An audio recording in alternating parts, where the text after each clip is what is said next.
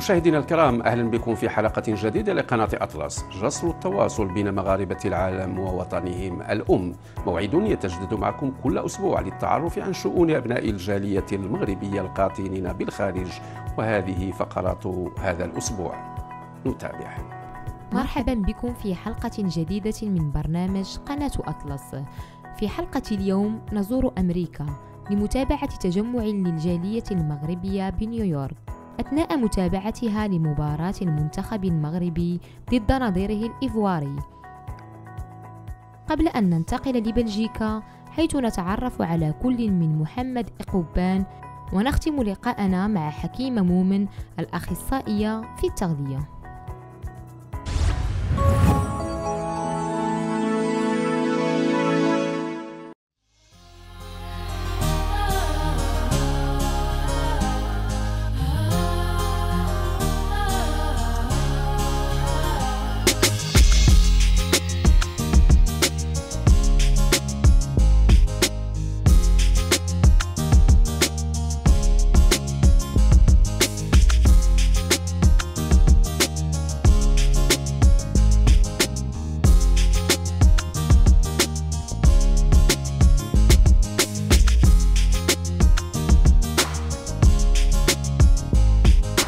آخر لقاء في حلقة اليوم مع حكيمة مومن التي درست العلوم وتخصصت في علم التغذية قبل أن تفتح عيادتها كأخصائية للتغذية.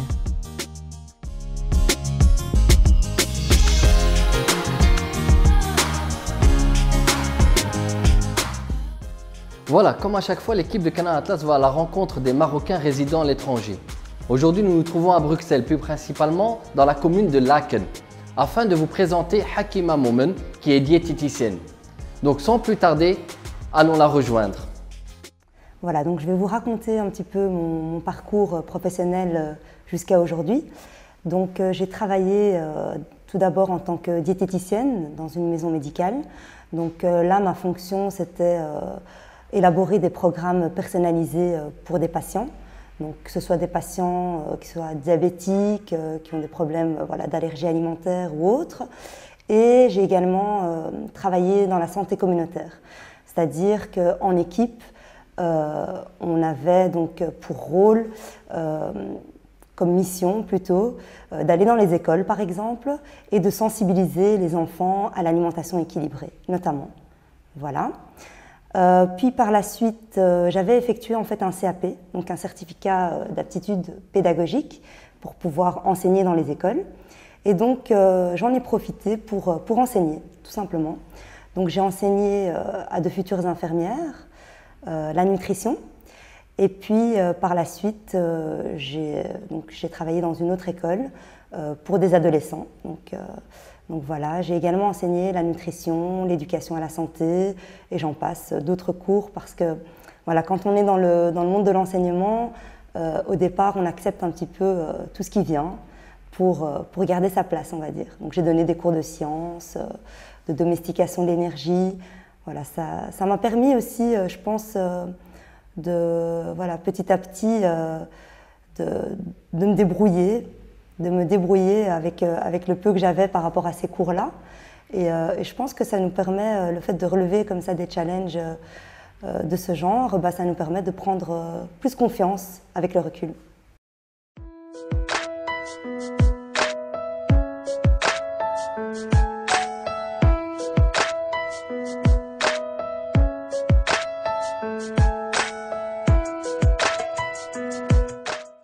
C'est vrai que la diététique, c'est quelque chose qui est très en vogue pour l'instant. Je pense que le bien-être, tout le monde tend à chercher des solutions pour se sentir bien. Ici, moi, ce que je propose, en fait, c'est par rapport à un patient. C'est-à-dire que je m'inspire de ce que le patient a l'habitude de consommer. Donc, je pars vraiment des habitudes alimentaires du patient. Donc en fonction de ce qu'il aime, de ses goûts, surtout de sa culture, c'est important parce qu'on a l'habitude de penser que quand on veut perdre du poids, il faut bannir les tagines, il faut bannir le couscous, etc. Alors que c'est faux. Il y a possibilité justement d'adapter en fonction de la culture de la personne. Et à partir de ça, j'élabore un plan alimentaire pour le patient, donc personnalisé. Et là, évidemment, on a différents types de patients. On a des patients, comme je disais, qui ont du diabète, des patients qui veulent tout simplement perdre du poids, qui sont en surpoids, des patients qui ont des problèmes de cœur. Voilà, il y a différentes pathologies, c'est assez large.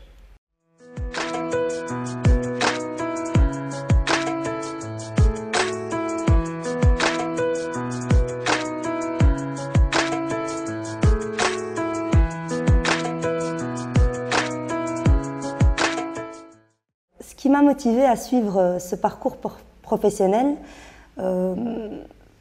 c'est pas une longue histoire, hein, mais ce qui s'est passé, c'est que c'était pas du tout, c'est pas ce que je voulais faire à la base, on va dire.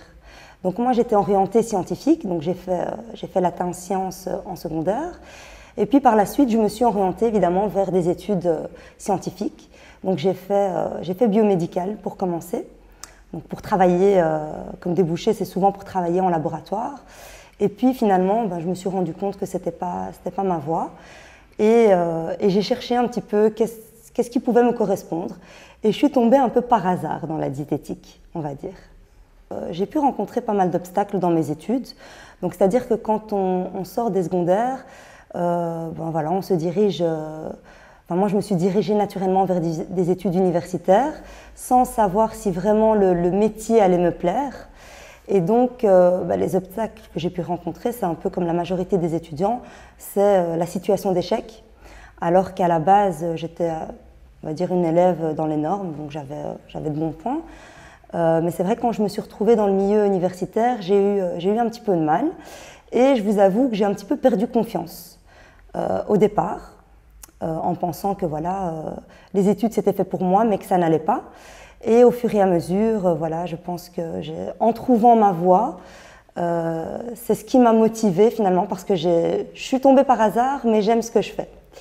Donc en trouvant ma voie, ça m'a motivée. Et là, alhamdoulilah, j'ai réussi, c'est vrai, chaque année avec fruit par la suite. Bonjour.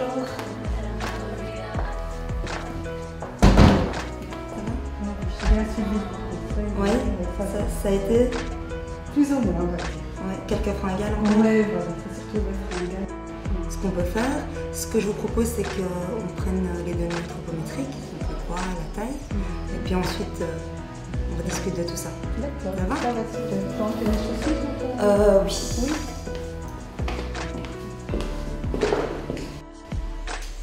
Ok, super. Ça va, ça a été? Un petit peu quand même, hein? Ah oui.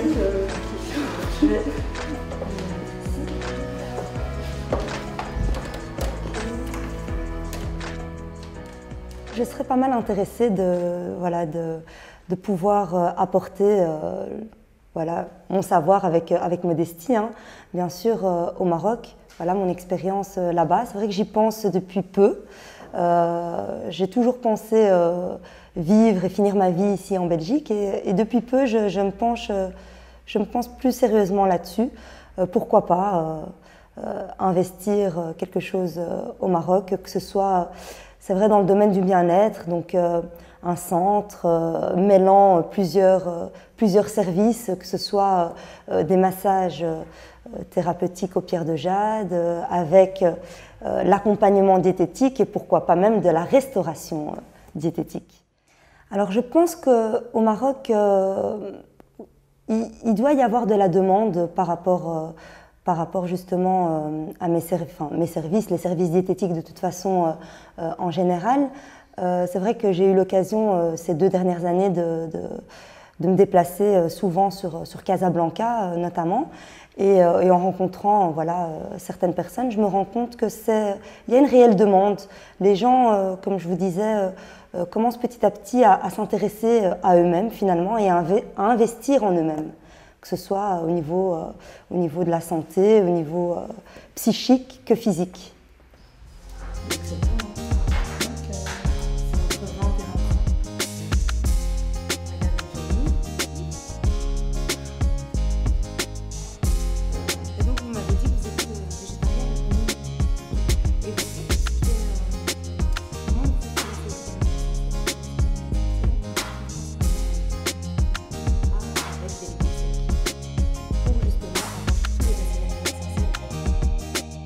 par rapport à mes études, c'est vrai que mon entourage, alhamdoulilah, était derrière moi dans le sens où mes parents, mon entourage, ma famille ne m'ont pas bloquée dans mes études. Par contre, c'est vrai que j'étais l'une des seules dans la famille à entreprendre des études. Donc ça, parfois, ça pouvait être un petit peu difficile, mais ça, c'était ma perception. C'était qu'en voyant d'autres voilà, s'amuser, sortir, quand on est jeune, ça donne envie. Mais c'est vrai qu'alhamdoulilah, j'ai eu l'appui de mes parents et de mes sœurs et de mon entourage en général. Alors, Hakima Momen de demain, qui sera-t-elle? Alors j'espère, Inch'Allah, une femme entreprenante, quelqu'un qui, justement, qui n'a pas peur de relever des défis et qui, pourquoi pas, un jour, se retrouvera au Maroc. Ok, là, il faut un petit peu de temps. C'est la deuxième séance, donc oui, c'est normal. C'est déjà ok.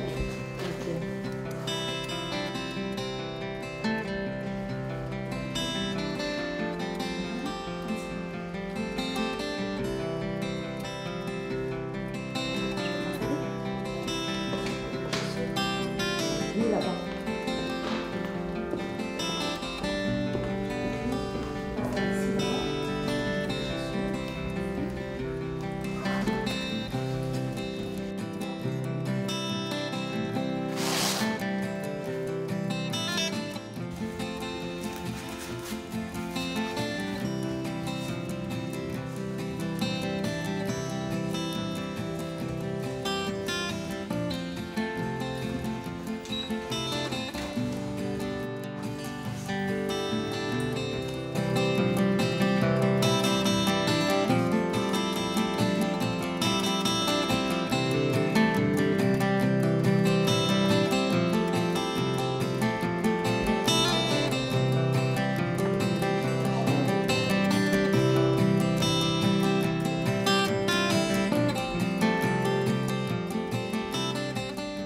Les conseils que je pourrais donner en général aux jeunes, c'est premièrement, je pense, de croire en eux. C'est-à-dire que ce qui parfois peut ralentir ou bloquer les jeunes, voilà, je suis passée par là, c'est de ne pas croire en soi. De croire en eux, en leurs capacités. Je pense qu'on est tous capables d'y arriver et d'évoluer. Et justement de ne pas, comment dirais-je, de s'entourer aussi de personnes qui vont les tirer vers le haut. Et ça, je pense qu'il y a différents services, d'ailleurs ici en Belgique, qui proposent des aides pour pouvoir les orienter et les motiver. Et de surtout ne pas lâcher face à un obstacle. Et essayer de se relever face à un échec. Parce que je pense que, comme je dis souvent, enfin, voilà, dans l'enseignement, j'avais l'habitude de motiver les jeunes. Il n'y a pas d'échec. À partir du moment où on apprend, suite à une défaite, à un échec, ce n'est pas un échec. Parce qu'on a appris et ça nous permettra par la suite, justement, de pouvoir faire face à cette situation-là beaucoup plus facilement.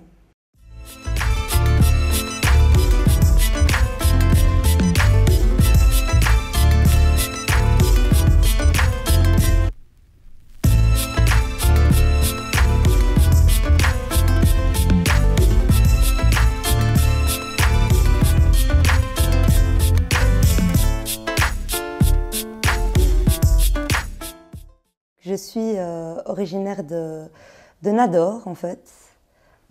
Plus particulièrement je suis Guelaïa, voilà. Mais mes parents, enfin mon père est né en Algérie. Voilà. Mes grands-parents ont vécu un certain nombre d'années là-bas, en Algérie. Et puis par la suite, ils sont revenus sur Oujda, notamment. Donc voilà, je suis Rif. À l'époque, j'étais assez réticente par rapport au Maroc et au fur et à mesure, j'ai retrouvé cet amour du Maroc. Le lien que j'ai avec le Maroc, c'est familial dans le sens où j'ai une cousine très proche qui est partie vivre là-bas il y a maintenant presque 7 ans. Et puis par la suite, c'est vrai que voilà, on développe certains projets en collaboration avec le Maroc.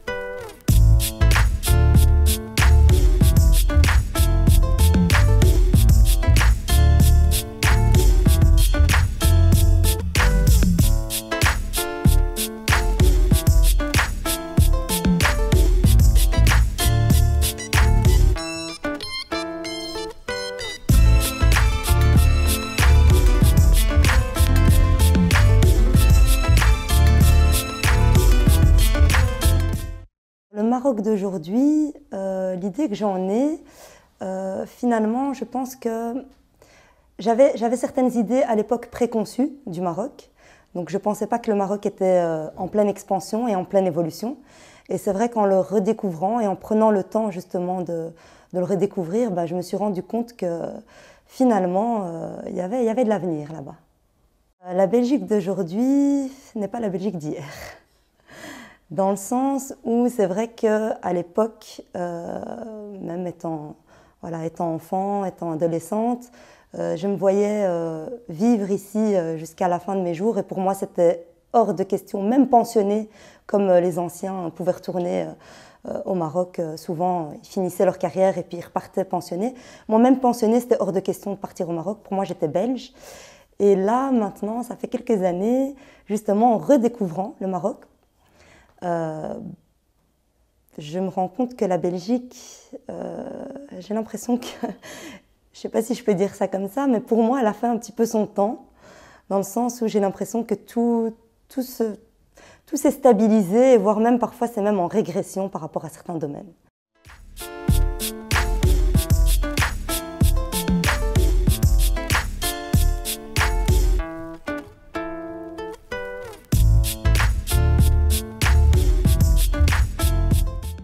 Ce que représente pour moi cette double culture, pour moi c'est une richesse, dans le sens où voilà, on est né ici, on a fait nos études ici, on a grandi ici, dans l'idée peut-être même de rester ici. Le fait de... Je pense, c'est vrai que j'avais dit justement voilà, précédemment que par rapport à ma perception que la Belgique avait fait un petit peu son temps dans le sens où il y avait possibilité d'aller explorer d'autres choses et développer d'autres choses voilà, ailleurs. Mais l'avantage qu'on a ici, justement, c'est qu'on a cette double culture. Je pense qu'on a une mentalité quand même voilà, assez simple, assez... Voilà, je pense qu'on reste quand même les Belges dans l'humilité en général.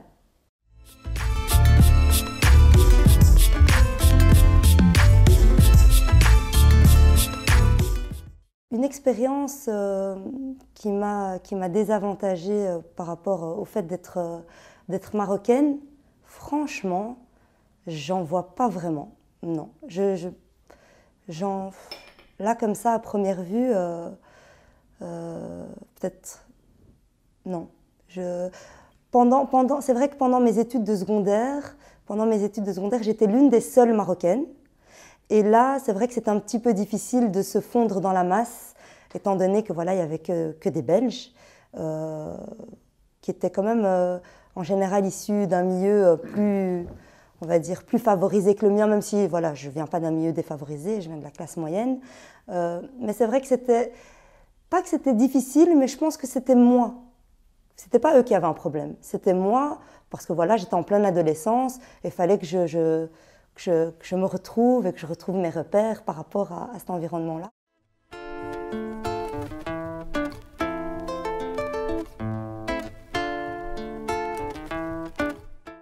Le lien que j'ai avec Hakima est un lien qui est, on va dire, amical, très très fort, parce que je l'apprécie énormément, même en tant que sœur. Et c'est vrai que ces derniers temps, donc, elle m'a parlé d'un projet et donc on prévoit développer un domaine tout à fait nouveau ici en Belgique. Les traits de caractère d'Hakima, mais une femme battante, très déterminée, entreprenante et je l'apprécie énormément, donc je tiens vraiment à ce qu'elle le sache.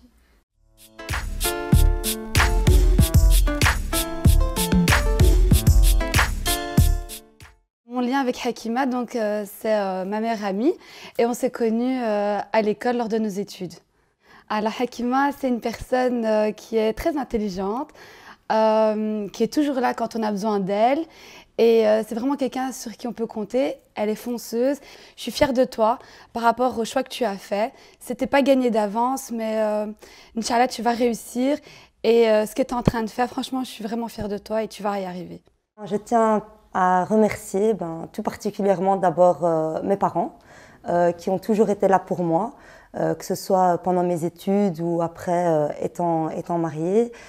J'ai toujours pu compter sur eux, je peux encore compter sur eux, alhamdoulilah, j'espère. Je voudrais également remercier voilà, mes sœurs, Soumia, Nessiba, mes amis proches comme Ikram, Liana, que j'ai pu, voilà, qui m'ont toujours soutenue depuis le début. Et aussi évidemment le soutien de mon mari qui on va dire, qui m'accompagne et qui me permet d'arriver là où j'en suis, même s'il y a encore du chemin.